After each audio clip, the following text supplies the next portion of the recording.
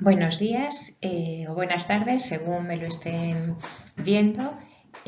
Agradezco haber tenido la oportunidad de participar en este segundo Congreso Nodos del Conocimiento con la ponencia que voy a explicar brevemente a continuación sobre migración y culturalismo, multiculturalismo, el desafío del concepto de diversidad.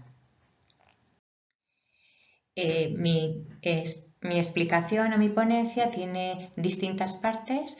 La primera es una introducción donde al final de ella explico brevemente lo que para mí es el núcleo de la cuestión.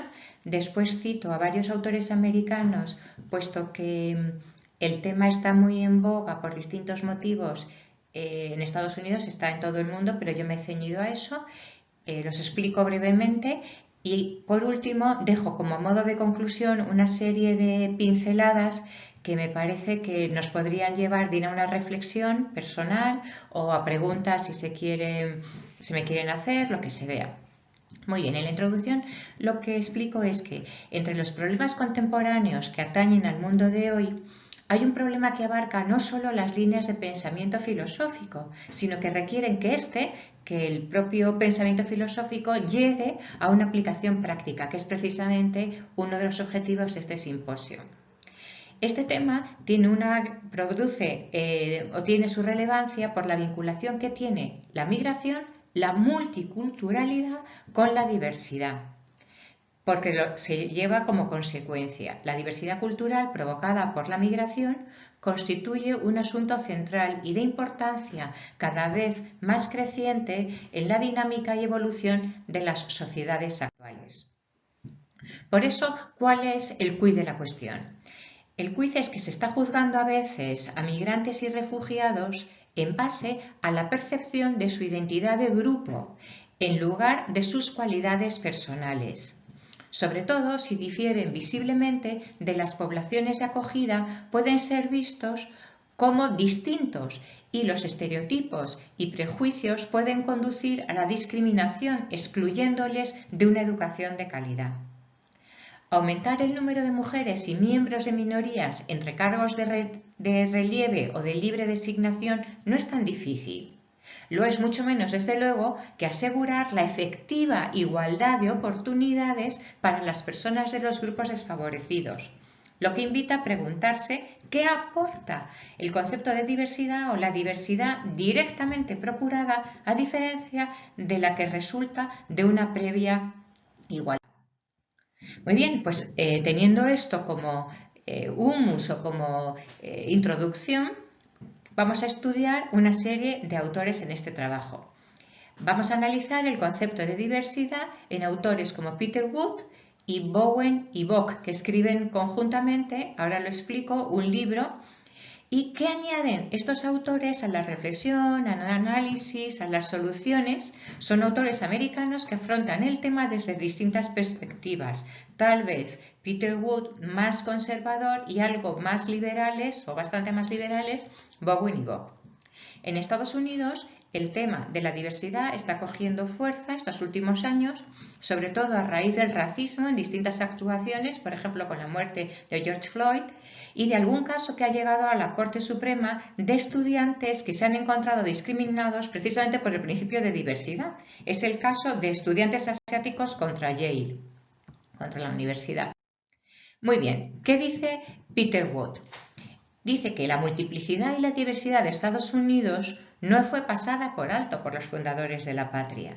Lo vieron con claridad, tomaron medidas para evitar que aplastara esa diversidad la unidad que ellos esperaban y que además esperaban que prosperara, y persistieron en preocuparse de que esos pasos fueran lo suficientes para que la unidad perseverara. Distingue Peter Wood entre esa diversidad de otra que él pone entre comillas o en cursiva. La diversidad no es diversidad. La diversidad de los primeros tiempos de la patria no es la diversidad que él se está encontrando o que él considera que se está encontrando. El nuevo movimiento él ve que es algo diferente y en cierto modo es un repudio de los intentos más antiguos de encontrar una unidad en la multiplicidad que reinaba en Estados Unidos. La diversidad en esta nueva forma tiende, según Peter Wood, a elevar a muchos por sí misma. La nueva perspectiva de la diversidad no trata solo de enfatizar los grupos a expensas del conjunto, también pretende tratar a los grupos como si hubieran guardado el derecho a privilegios especiales en proporción a cuánto fueron victimizados sus supuestos antepasados en el pasado. No deja de tener su punto de vista interesante. ¿Qué dicen Bowen y Bock? En el caso de Bowen y Bock, que son dos grandes personalidades en el mundo universitario americano, han sido presidentes de la Universidad de Harvard o deans de Stanford, explican en su libro escrito conjuntamente The Shape of the River, la forma del río, que los procesos de admisión de una institución deben, por supuesto, ser justos. Y siguen diciendo: sin embargo, la equidad debe entenderse en el sentido únicamente de que cada individuo debe ser juzgado de acuerdo con un conjunto consistente de criterios que reflejan los objetivos o la misión que tiene el college o la universidad.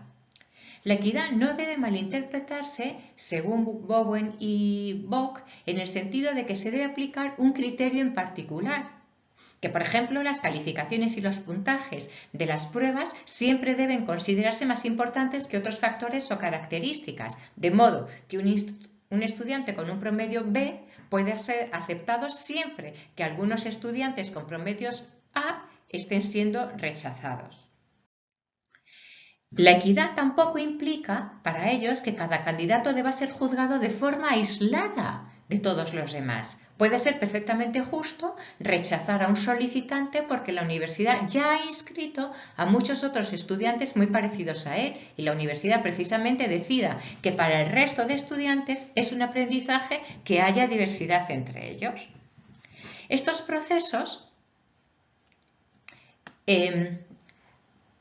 como crítica que hago yo al planteamiento de Bowen y Bock, lejos de fomentar una mejora académica después de los estudios de campo, se ha visto que los admitidos así habrían tenido más éxito para alcanzar sus metas si hubieran sido aceptados en otras universidades según el promedio que tenían, en vez de universidades donde no tenían el promedio y que han sido admitidos simplemente en aras a la diversidad. Perdón porque se me queda ahí la cámara, me imagino que se está entendiendo la explicación porque lo estoy diciendo aunque se ha tapado el texto, lo siento.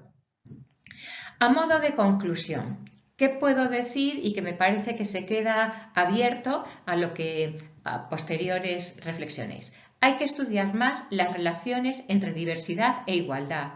¿Hasta qué punto las políticas de diversidad no están siendo políticas de escaparate, de maquillaje? Y examinar bien que las iniciativas de velar por la inclusión de la diversidad fomenten realmente la igualdad y la equidad. Y también, por otro lado, que la igualdad de oportunidades real requiere que se empiece desde abajo, desde iniciativas en los barrios, de acceso a la cultura desde abajo, en las escuelas, no en los nombramientos de altos cargos, porque la celebración actual de la diversidad a veces, a mi juicio, está teniendo una especial fijación en los puestos de altos cargos, de corporaciones, de empresas, de política, pero ahí no está realmente la diversidad unida a la equidad. Nada más, muchas gracias. Acepto cualquier reflexión que se quiera hacer, cualquier pregunta y, por supuesto, cualquier crítica. Muchas gracias.